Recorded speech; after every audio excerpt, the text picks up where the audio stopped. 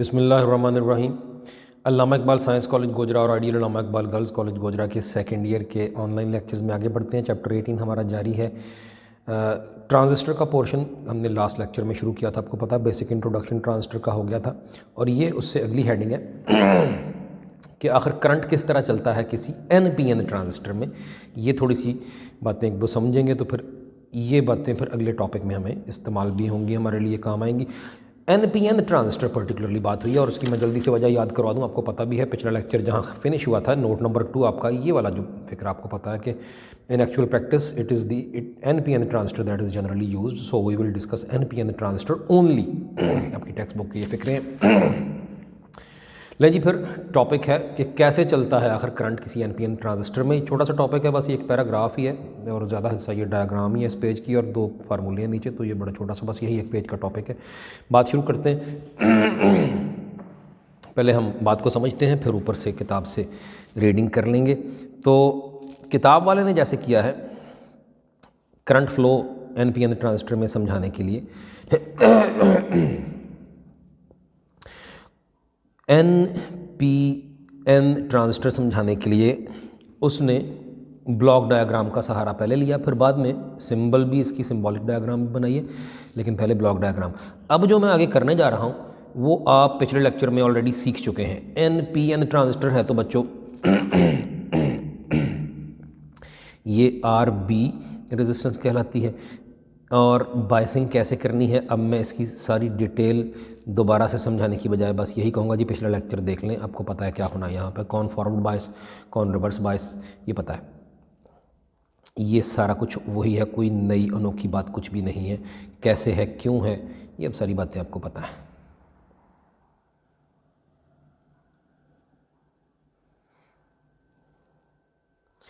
पिछला लेक्चर नहीं लिया तो आपको ये कुछ भी समझ नहीं आएगा कि क्या बातें हो रही हैं। सर्किट बना दिया, अब करंट कैसे चलेगा।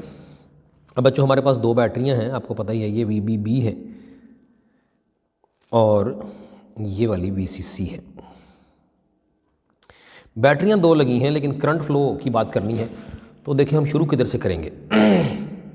हमें पता है कि ये जो VBB है इसने एमिटर बेस जंक्शन, एमिटर है आपको पता है, ये वाली बेस है सेंटर में जो बड़ी थिन सी है, और ये बच्चों कलेक्टर है इधर। एमिटर बेस जंक्शन फॉरवर्ड बायस है और बेस कलेक्टर जंक्शन रिवर्स बायस किया हुआ है। कैसे किस तरह, ये पिछली बातें हमारी पिछले लेक्चर की हैं, ये पॉजिटिव या नेगेटिव। अब ये वाली बैटरी तो रिवर्स बायस किए हुए है सर्किट में जिस तरह हमने लगाई है, चुनाचे इधर से तो करंट फ्लो नहीं हम बयान करना शुरू करेंगे, ये तो रिवर्स बायसिंग किए हुए है एक्चुअली जिस जगह ये लगी हुई है। रिवर्स बायसिंग में तो हम जानते हैं कि डायोड ना होने के बराबर कनेक्ट करती है, इसलिए करंट फ्लो किधर से होगी, ये स्टार्ट हमने इधर से करना है VBB के बैटरी से। और करंट फ्लो एक्चुअली इलेक्ट्रॉन करते हैं, हमें पता है, सॉलिड कंडक्टर्स के अंदर या सेमीकंडक्टर्स के अंदर भी बेसिकली तो इलेक्ट्रॉन ही हैं जो फ्लो करते हैं। ये अलग बात है कि सेमीकंडक्टर्स में हम होल्स की भी बात करेंगे कि जिधर को इलेक्ट्रॉन जा रहे हैं with in the valence band तो उसके ऑपोजिट होल भी आते हैं, ये बातें पिछले लेक्चर में मौजूद हैं, पता है आपको।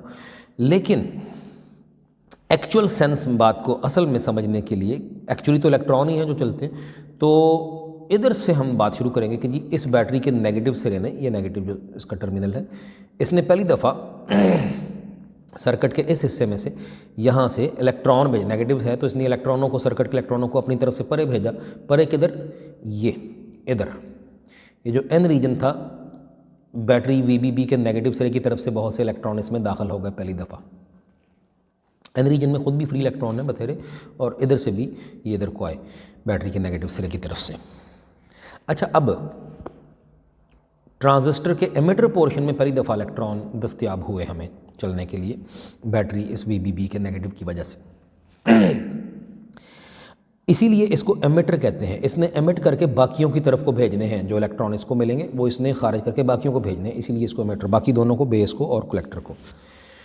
आपकी किताब पे पहली डायग्राम कुछ यूँ है, फिर आपकी किताब पे दूसरी इसी डायग्राम का ये दिखा दिया कि ये जो इलेक्ट्रॉन फिर भेजे हैं, तो क्योंकि ये वाला हिस्सा एमिटर बेस जंक्शन का फॉरवर्ड बायस है, तो फिर पिछले लेक्चरों की डिटेल के मुताबिक यही इलेक्ट्रॉन क्रॉस कर जाएंगे इस NPN जंक्शन को, यानी ये जो एमिटर और बेस के दरमियान वाला जंक्शन है इसको क्रॉस करके इलेक्ट्रॉन्स बेस में चले जाएंगे।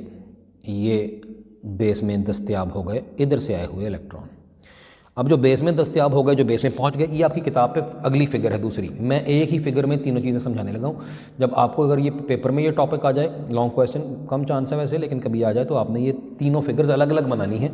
दो मैंने आपको ऑलरेडी बता दी, समझा दी है। ये देखिए, पहली फिगर में जस्ट इलेक्ट्रॉन दिखाए हैं एमिटर के अंदर, दूसरी फिगर में वो एमिटर ने पुश करके फॉरवर्ड बायसिंग की वजह से बेस में भेज दिए, और वो जो बेस में चले गए वो फिर तीसरी फिगर में कुछ उनमें से इधर से नीचे से होके ये बाहर को इस बैटरी की पॉजिटिव VBB की पॉजिटिव पोलैरिटी की वजह से इधर को चले जाएंगे, और कुछ जो हैं वो इस हाई पॉजिटिव पोटेंशियल VCC का जो उधर है दूसरी तरफ, वो इधर को कलेक्टर के थ्रू इधर को खिंच जाएंगे। यही बस करंट फ्लो है थ्रू NPN ट्रांजिस्टर।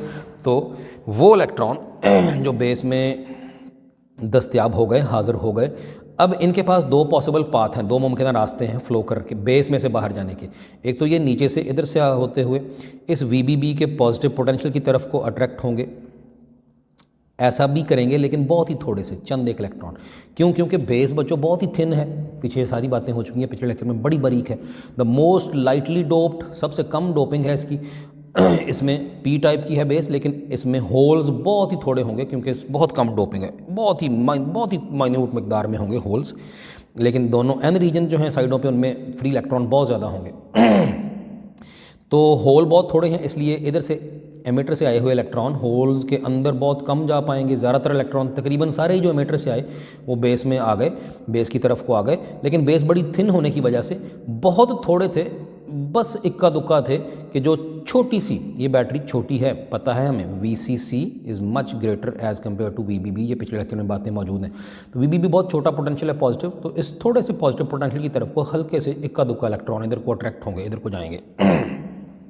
लेकिन इधर हैवी पॉजिटिव, ये जो VCC का हाई पॉजिटिव पोटेंशियल है, बहुत हाई है, ज़्यादातर इलेक्ट्रॉन बहुत बारीक बेस होने की वजह से जल्दी से इधर को खिंच जाएंगे, इधर को खिंच जाएंगे अक्रॉस द जंक्शन। ये बेस कलेक्टर जंक्शन की के अंदर इधर को ज़्यादातर अट्रैक्ट हो जाएंगे due to the very high positive potential of VCC।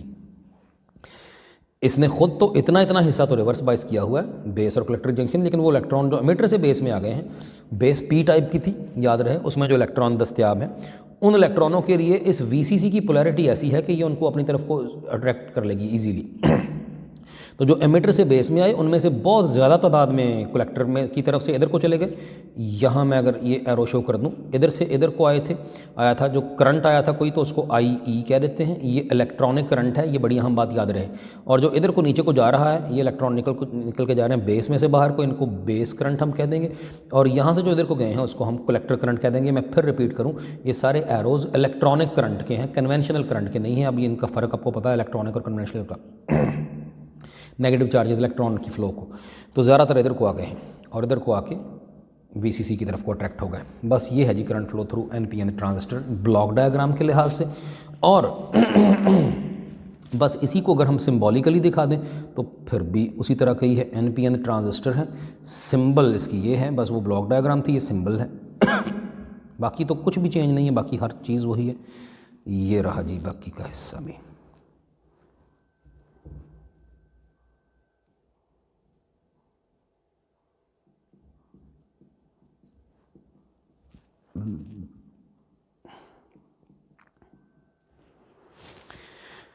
और यहाँ ना एमिटर का E लिखने की ज़रूरत है, ना बेस का B, ना ही कलेक्टर का C, क्योंकि पता है कि ये नीचे वाली बेस है, जिस पर एरो है वो एमिटर है, दूसरा जो तीसरा जो रह गया है वो कलेक्टर है।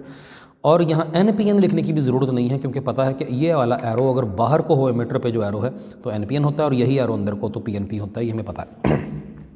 बस इस सर्किट में मैं अगर यूँ एरोज़ दिखा दूँ और लिख दूँ IE और इधर को लिख दूँ IB, जो बहुत ही स्मॉल करंट है, माइन्यूट सा करंट है, ज़्यादातर IC बन के इधर से चला गया, बाहर को निकल गया।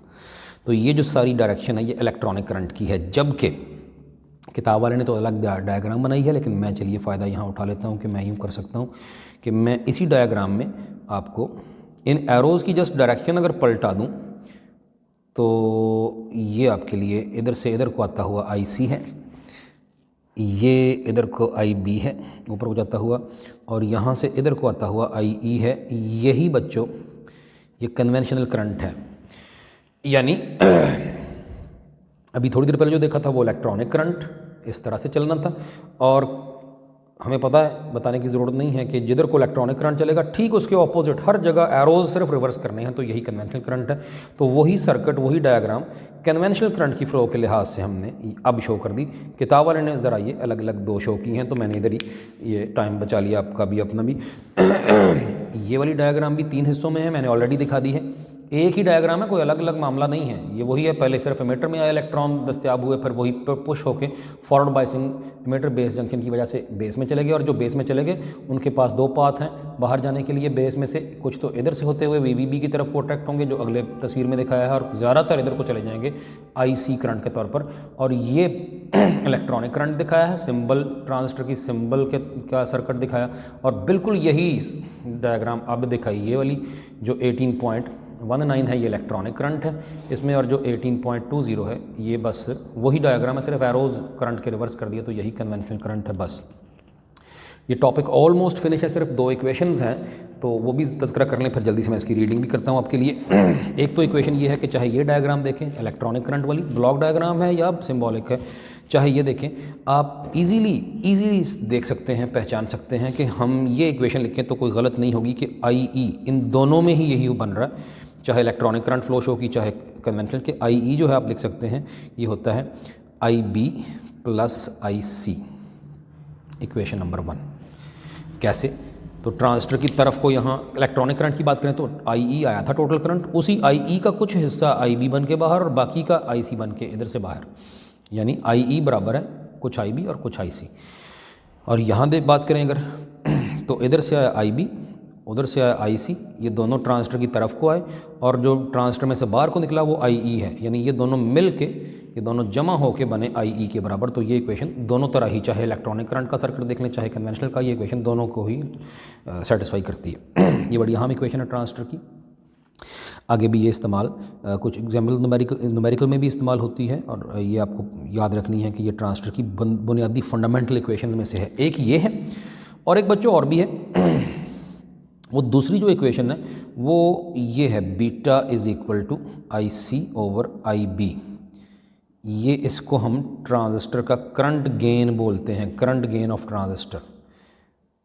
ये कांस्टेंट होता है for a given transistor at a given temperature. Temperature में अगर वाज़े चेंज आए तो फिर बीटा की वैल्यू वैसे चेंज होती है, लेकिन यूजुअली आम कॉमन कांस्टेंट टेम्परेचर पर ये बीटा की वैल्यू कांस्टेंट होती है फॉर एनी गिवन ट्रांजिस्टर। और इसकी वैल्यू काफ़ी होती है, आमतौर पे हंड्रेड्स के ऑर्डर में होती है, of the order of hundreds, यानी कि 200 250, तो इसकी वैल्यू आमतौर पे हंड्रेड्स में होती है। यानी मतलब ये हुआ कि IC जो होता है वो जो बटे के ऊपर वाली शय है वो कई 100 गुना आमतौर पे बड़ी होती है नीचे वाली शय से, IB से। यही बात अभी हो रही थी, यहाँ भी हो रही थी कि जो IE करंट आया उसका बहुत थोड़ा सा हिस्सा IB बन के बाहर गया, और तकरीबन सारा ही, थोड़ा ही फ़र्क पड़ा, तकरीबन IE ही सारे का सारा IC बन के बाहर गया, बहुत ही थोड़ा सा इधर से निकला है IB बन के। ये 2 इक्वेशन थी, इसको हम इक्वेशन नंबर 2 बोल देते हैं, इसको current gain of A transistor कहते हैं। ये दोनों ही फंडामेंटल या बेसिक इक्वेशंस हैं तमाम ट्रांजिस्टर्स की। बस बच्चों जो बातें अभी अभी हमने सीख ली हैं, जो अभी अभी की हैं, बिल्कुल वही बातें जस्ट आपके लिए। अब ये टॉपिक तो फिनिश हुआ, लेकिन एज यूजुअल जस्ट रीडिंग के लिए टाइम लगना है थोड़ा सा। तो current flow in an NPN transistor, तो कहता है फिगर A 18.18A ये वाली shows NPN transistor at the instant when the biasing voltage is applied. उस लम्हे जब वोल्टेज, बाइसिंग वोल्टेज दोनों तरफ अप्लाई की ही थी। Electrons in the emitter shown by black dots, ये काले डॉट्स की तरफ इसकी मदद से इलेक्ट्रॉन शो किए in the emitter, have not yet entered the base reason, अभी वो बेस रीजन में दाखिल नहीं हुए यहाँ पे। After the application of the biasing voltage apply कर दी तो फिर क्या हुआ, emitter base junction is forward biased, पता है। So emitter injects a large number of electrons into the base region, तो उसने बहुत बड़ी तादाद में इलेक्ट्रॉन अंदर इंजेक्ट कर दिए बेस रीजन में।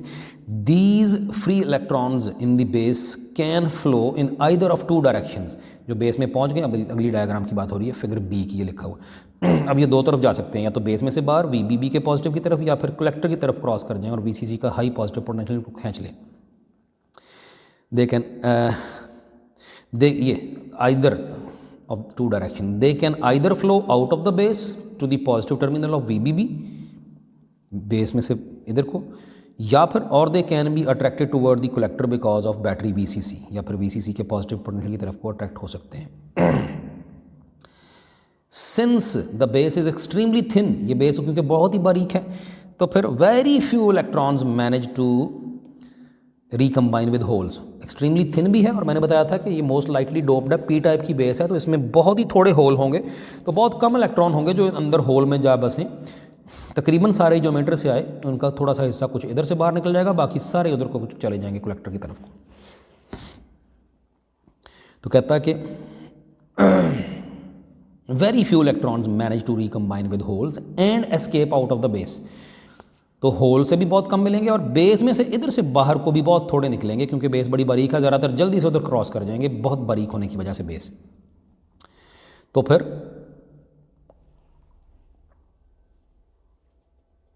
almost all of the free electron injected from the emitter into the base are attracted by the collector due to its large positive potential VCC। तकरीबन सारे ही कलेक्टर की तरफ को बाहर को चले जाएंगे इधर से, उसका हाई पॉजिटिव पोटेंशियल की वजह से, फिगर सी में जैसे दिखाया गया ये। Thus in normally biased, normal biasing otherwise भी हो सकती है, थोड़ी सी वो कुछ खास मामलात होते हैं उनके लिए, लेकिन आपके लिए नॉर्मल बाइसिंग ऑफ ट्रांजिस्टर में वही emitter base junction forward bias, collector base junction reverse bias. तो thus in normally biased transistor due to above mentioned flow of electrons, जो ऊपर भी बयान किया वो फ्लो ऑफ इलेक्ट्रॉन, उसकी वजह से वी कैन से, हम कह सकते हैं that an electronic current IE flows from the emitter into the base. तो पहले IE करंट ये कह लीजिए, ये एमिटर से बेस में आया, a very small part of it current IB flows out of the base, बहुत थोड़ा सा IB बन के बाहर निकल गया। द रेस्ट ऑफ इट, बाकी का जो करंट था IC flows out of the collector, वो कलेक्टर में से बाहर को निकल गया, जैसे कि ये वाली फिगर 18.19 है। The flow of conventional current is shown in figure 18.20, ये उसी जस्ट वही है, सिर्फ ये तीनों एरोज पलटा दिए हैं, बस वही किया। इन फ्यूचर, अगली बात ये याद रखनी है, कहता है कि आगे यानी अगले टॉपिक्स में we will use conventional current only. आपने सिर्फ यहाँ बात समझने के लिए, आसानी से बात समझने के लिए इलेक्ट्रॉनिक फ्लो फ़र्ज़ किया, लेकिन ये वही सिचुएशन होगी, वही डायग्राम होगी, कोई फ़र्क नहीं पड़ेगा। बस क्या होना कि हम उसके ये करंट के एरोज़ पलटा देंगे तो कन्वेंशनल करंट होगा, बाकी कोई चीज़ नहीं चेंज होनी। तो इसलिए आइंदा से हम जैसे हमेशा किया करते हैं, करंट फ्लो कन्वेंशनली किया करते हैं फ़र्ज़, अनलेस के कभी ज़रूरत पड़ जाए या बताया जाए कि ये इलेक्ट्रॉनिक फ्लो फ़र्ज़ करनी है। तो इन फ्यूचर कहता है we will use conventional current only. From the figure, इस फिगर की बात कर लें चाहे इसकी, it can be seen that IE is equal to IC plus IB, ये भी बातें थोड़ी देर पहले पीछे की हैं। As very few electron flow out of the base, बहुत ही थोड़े बेस में से निकलते हैं ये इधर को। So IB is very small as compare to IC, तो IB बहुत ही छोटा है एज़ कम्पेयर टू IC काफ़ी बड़ा होता है। इट इज़ ऑल्सो फाउंड, ये भी पाया गया that for a given transistor, किसी भी दिए गए ट्रांजिस्टर के लिए the ratio of collector current IC to base current IB is nearly constant, ये ऑलमोस्ट कॉन्स्टेंट होती है ये वाली रेशो, बीटा से ज़ार करते हैं इसको। The ratio beta is called current gain of transistor और its value is quite large, इसकी वैल्यू काफ़ी बड़ी होती है, of the order of hundreds की वैल्यू में होती है। और इक्वेशंस ये जो 18.2 और 18.3 हैं, ये जो दोनों इक्वेशंस हैं और ये हैं fundamental equations of all transistors, ये तमाम ट्रांजिस्टर्स की बुनियादी इक्वेशंस हैं। और मैं जल्दी से लगे हाथों एक एग्जांपल भी करवा दूं, ये सामने ही है आपके, छोटी सी सोल्यूशन सिर्फ एक स्टेप की है। कहता है इन सर्टन सर्किट, किसी सर्किट में the transistor has a collector current of 10 milliampere, अब 10 मिली एम्पियर IC, मिली 10 की power -3, and a base current of 40 microampere, micro मतलब 10 की power -6। What is the current gain of the transistor? IC और IB दिए हैं, beta पूछा है, formula लगा दें और वैल्यू पुट करें, सॉल्व कर लें, सिंपल। ये 250 आया, यही कहा था कि इसकी वैल्यू होती है इस रेशो की of the order of hundreds. लेकिन ये छोटा सा टॉपिक था और अगले टॉपिक में हमने इसी टॉपिक के कुछ रिजल्ट्स वगैरह इस्तेमाल भी करने हैं। तो transistor as an amplifier main long question है, आमतौर पे पेपर में आने लायक ये क्वेश्चन है। ये भी छोटा सा ही है, सिर्फ एक पेज ही है बस, अगले पेज पे बस ये 3-4 लाइनें हैं, ये टॉपिक यहाँ फिनिश हो जाएगा। तो ये इधर आधे पेज से कुछ ज़्यादा या पौना सफ़ा है, तो ये तकरीबन एक पेज का ही है, छोटा सा ये भी, लेकिन है बहरहाल ये लॉन्ग क्वेश्चन में से और इम्पॉर्टेंट है।